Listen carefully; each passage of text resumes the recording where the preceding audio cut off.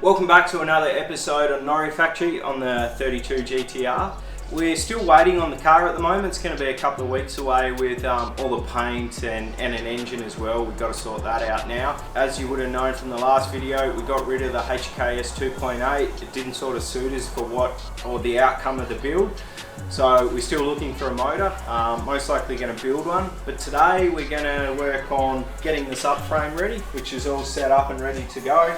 I'm really keen to sort of, get the sway bar on, get our engine mounts on and in place. Got to do the steering rack and the steering rack bushes, and then it's all slowly sort of going to build up from here. I'm also going to work on the fuel system today.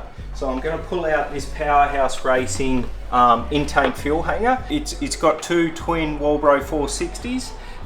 It's just a little bit messy. I like everything to be quite clean. So Frenchy's Performance Garage have sent us up one of their new in-tank surge kits, and I think it's called the Track Edition. So if you go on their website, FrenchysPerformanceGarage.com, you can go on there and drop down menu, go in, select the fuel pump hanger, and today we're going to show you how it fits, how it all works. And the beauty of it is we've got the fuel tank out, so it's going to be easy for us to do and you guys can see it.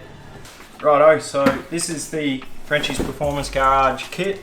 So it's the R32 GTR in-tank surge tank, essentially. And I believe on their website it's called the Track Edition. So I haven't actually seen it yet. This is me opening up for the first time. So as always, his products are made of like CNC cut out aluminium and then anodized black. He's got the Deutz plugs in the top of it, which is super helpful. I do all my wiring in Deutz plugs. This looks like it's got the ability to hold 3 pumps. So 1, 2, 3. All the wiring's included. There's all your plugs, Deutz plugs. I only ever run 460s. I think the bigger ones, which are over 500 now, you can run just singular. I prefer to have 2, and then in that case, if one fuel pump dies, you're not going to lean out completely. So if you're doing a hard pull, your fuel pump dies and you lose fuel pressure altogether, you can cause damage. Whereas if we have a second or third fuel pump there, it's sort of a bit of a protection, I guess. Got no idea how this works yet, so we'll probably have to jump on the website and see how it all installs. I'm guessing this here is the in-tank bit, so that goes inside. We've got your pickups. He's already got the dash line, dash AN fittings to it, so I'd say they are dash 6, and then it goes to a singular dash 8, which is probably the bit that most attracted me to this kit. I've currently got 2 dash 8s coming out, and then they go into one down further, whereas this has got 2 dash 6s in the tank and just 1 dash 8 fuel line. Okay, got to jump on FPG, Frenchy's Performance Garage website. I think it will just be simpler to actually have a look at what we've got here and instructions. Okay, so kind of sucks because with this kit, the Powerhouse Racing kit, you actually have to trim the fuel lid or the pump hanger lid. So hopefully that's not going to be an issue with this new kit. Here we go. Righto. Oh, smell that ethanol. Oh, sorry, bro. I'll get you a towel. It happens sometimes. Yeah, it does. There's nothing really wrong with it. As I said, it's just a little bit untidy. Be careful because of the fuel sender, this one here. Try not to bump that. There we go. When you put whatever fuel system you are that's building, you need to make sure all your wiring's nice and neat. As you can see, even that one there, that wire there had a bit of a pinch in it.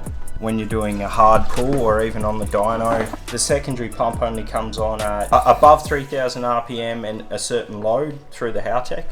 So if this one here has a wire cut and it cuts out, you're going to lose fuel pressure, lose fuel, and then you're going to get lean, could damage a piston. The Powerhouse Racing hanger did come with a small in-tank surge sort of setup, so we have to put our hand in and get it out now.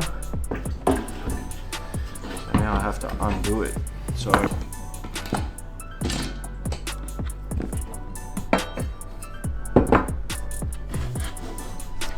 cool.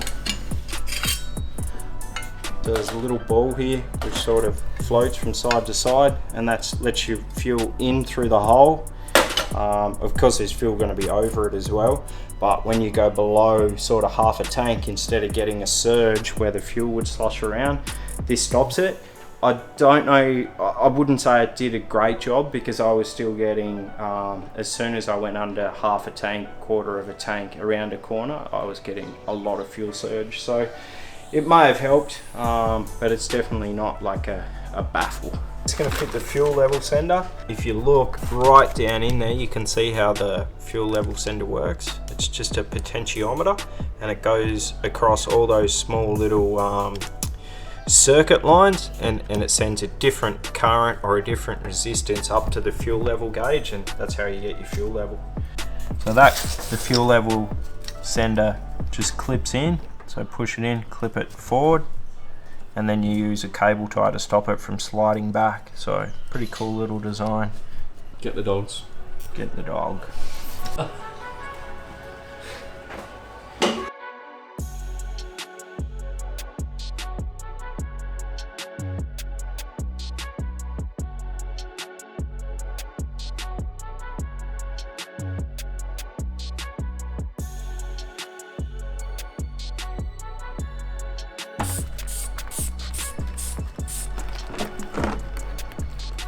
Bit of road grime. My knees. This thing come up clean as, didn't it, Angus? Just fitting the fuel level sender. It's a bit hard to see, sorry.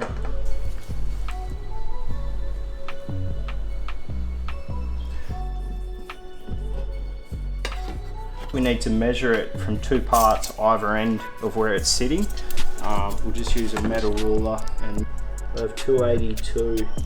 So if we just go 280, which is right in the center in between those to average. Probably even get a measurement on this side as well. Yeah, it's 280. So 280 mil. This is the lift pump. Raceworks supply awesome fuel pumps these days. Okay, so we removed the cylinder back out of the tank. Now we've got that 280 millimeter measurement from there, and then we sit this hanger, which is actually the lift pump hanger. So I'm sort of picking it up now. So we're going to have a pump on the outside, which actually pumps into the surge tank. So Raceworks supply these pumps with the Frenchy's Performance Garage kit. This is just going to sit on the outside to pump fuel into the surge tank. So instead of having a surge tank in your boot, which as fun as it is on a factory GTR, it's going to devalue the car. So having this inside the tank is super awesome. That'll have to go on like that. We'll do it over there. There we go. Give it a hold. Should be able to do it up. Okay, so what we need to do here is, now I've got that in, is we just work out the height, like where we want to sit it. So we want to sit it as close to the bottom of the tank as possible without jamming it down on the bottom of the tank. So I'll probably just have the sock just above off the bottom, so we're not picking up any sludge. So probably about there, I'd say, is pretty good.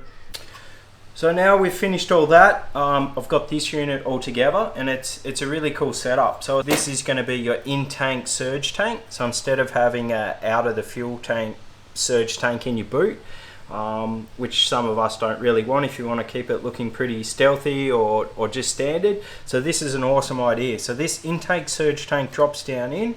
We then have a Raceworks fuel pump, which sucks up your E85 or whatever fuel you've got in, pumps it up through here, out this little hole and into that tank there. So once that tank's full of fuel, or it'll always be continually full of fuel, you've then got your Walbro 460s or your Walbro 520s, whatever size you want to put, you can fit them in here. Once they're in there, you get them all wired up, and that essentially just drops straight down in your surge tank, and you've got an in-tank surge tank. I need to set up our height of this. So what we need to do is get our measurement, which we took earlier on from inside the tank to this height here, which was 280 millimeters. We then plus 8 millimeters, which will take us to 288 millimeters. We go 280 from the foot of the pump hanger, which is there, all the way up to under the lip seal. I'm pretty sure you plus the 8 mil just for the seal and the squash of the seal. Once you've got that distance there set, you can then drop your pumps in, and there'll always be a little bit of spring tension as you put it down in. You just want a bit of tension to hold it all in place. So when I just did my my pump hanger measurement there to get the exact height or exact distance between there and there, I actually found it a little bit difficult to do. So I thought the best way to do it for me was to just simply set it upside down, and that there will actually not push weight on the springs. It'll just sit kind of nicely and square.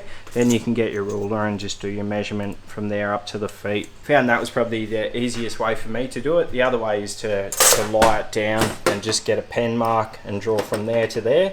But I think to get it pretty square, just flip it upside down and you can measure from there and to your foot.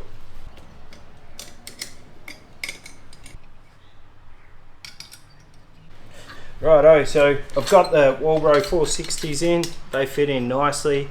They are meant to be a looser sort of fit, so don't stress about that. They're sort of made for these TI automotive pumps, which are Walbro 460s in Australia. I think we can get Walbros, but most of them are TI automotive, and that's through like Kudos Motorsports or Golby's or whoever. They will supply you with these good pumps. You do get another plate which goes on the bottom, and you can fit for different size pumps, so that's obviously for whatever other sizes. There is a plate there. If they didn't fit, you could sort of just retrofit it to make them work. Now also you can see just out of the top of the pumps, these Walbro 460s, we've just got the hose clamp with the supplied hose which goes up to a dash 6. Both pumps have a dash 6, and that goes out to dash 8. Then we've got at the top dash 8 out, dash 6 return.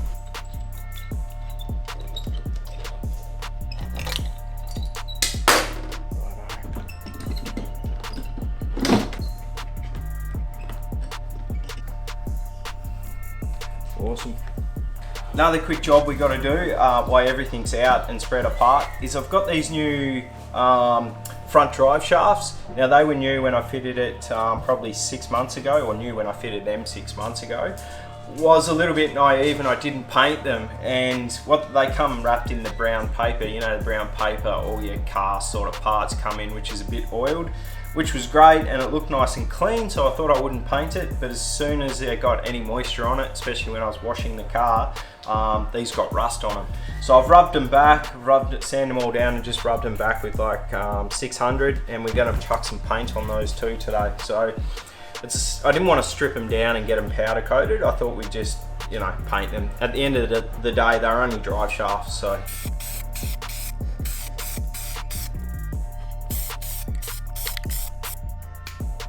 So that's the FPG R32 in-tank surge tank fuel kit.